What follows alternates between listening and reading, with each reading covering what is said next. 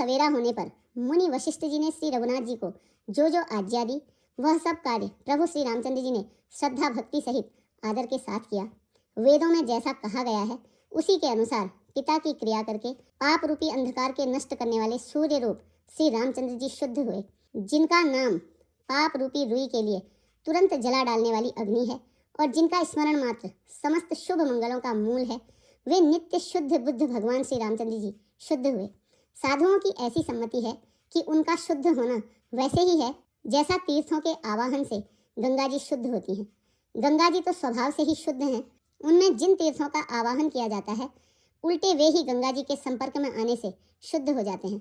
इसी प्रकार सच्चिदानंद रूप श्री राम जी तो नित्य शुद्ध हैं। उनके संसर्ग से कर्म ही शुद्ध हो गए। जब शुद्ध हुए 2 दिन बीत गए तब श्री रामचंद्र जी प्रेम पूर्वक गुरु जी से बोले, हे नाथ, सब लोग यहाँ अत्यंत दुखी हो रहे हैं। कंद मूल फल और जल का ही आहार करते हैं। भाई शत्रुघ्न सहित भरत को, मंत्रियों को और सब माताओं को देखकर मुझे एक एक पल युग के समान बीत रहा है। अतः सबके साथ आप अयोध्यापुरी को लौट जाइए। आप यहाँ हैं और राजा स्वर्ग में हैं और अयोध्या सोनी है। मैंने बहुत कह डाला, यह सब बड़ी ढिठाई की है। हे गोसाई, जैसा उचित हो वैसा ही कीजिए। वशिष्ठ जी ने कहा, हे राम, तुम धर्म के सेतु और दया के धाम हो। तुम भला ऐसा क्यों न कहो। लोग दुखी हैं, 2 दिन तुम्हारा दर्शन कर शांति लाभ कर लें। श्री राम जी के वचन सुनकर सारा समाज भयभीत हो गया, मानो बीच समुद्र में जहाज डगमगा गया हो। परंतु जब उन्होंने गुरु वशिष्ठ जी की श्रेष्ठ कल्याण मूलक वाणी सुनी तो उस जहाज के लिए मानो हवा अनुकूल हो गई।